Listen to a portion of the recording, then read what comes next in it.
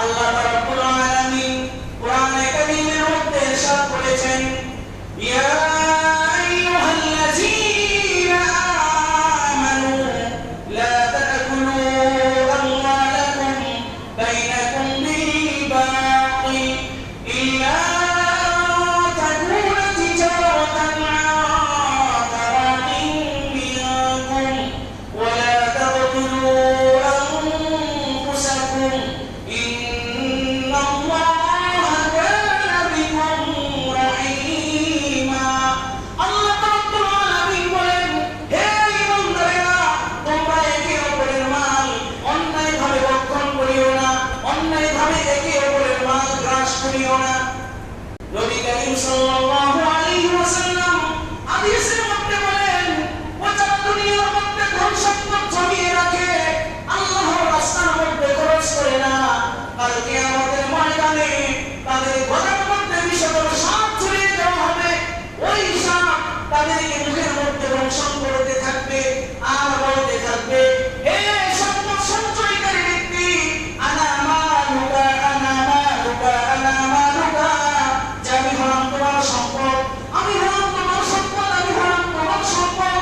এরপরে বলবে যে আনা কানসুকা আনা কানসুকা আনা কানসু, যে আমি হলাম তোমার বঞ্চিত সম্পদ, যেই সম্পদ তুমি ব্যাংকের মধ্যে জমিয়ে রেখেছিলে, যেই সম্পদ তুমি গরিব মিসকিনকে দান করো নাই, যেই সম্পদ তুমি মাদ্রাসা মসজিদের মধ্যে দান করো নাই, যেই সম্পদ তুমি এতিমদেরকে দান করো নাই, যেই সম্পদ তুমি সঞ্চয় করে রেখেছিলে, আমি হলাম সেই সম্পদ।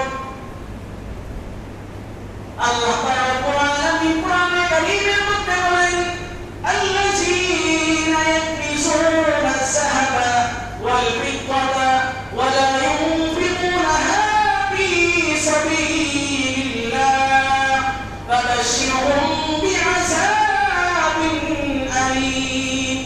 আল্লাহ রাব্বুল আলামিন বলেন, যারা ধন সম্পদকে জমিয়ে রাখে, গচ্ছিত করে রাখে, সঞ্চয় করে রাখে, এবং তারা আল্লাহর রাস্তার মধ্যে খরচ করে না, আল্লাহ রাব্বুল আলামিন বলেন, ফাবাশশিরহুম বিআযাবিন আলীম।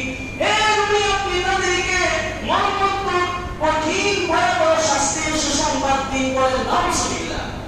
যারা এই সম্পদকে জমিয়ে রাখবে, আল্লাহর রাস্তার মধ্যে খরচ করবে না, এতিম মিসকিনদেরকে দান করবে না, অসহায়দেরকে দান করবে না, তাদেরকে কঠিন শাস্তির কথা, মর্মন্তুদ শাস্তির কথা, যন্ত্রণাদায়ক শাস্তির কথা আমার নবীকে সুসংবাদ দেওয়ার জন্য আল্লাহ তাআলা হুকুম দিয়েছেন। এই জন্য এই ধন সম্পদ এগুলি আল্লাহর রাস্তার মধ্যে খরচ করতে থাকা।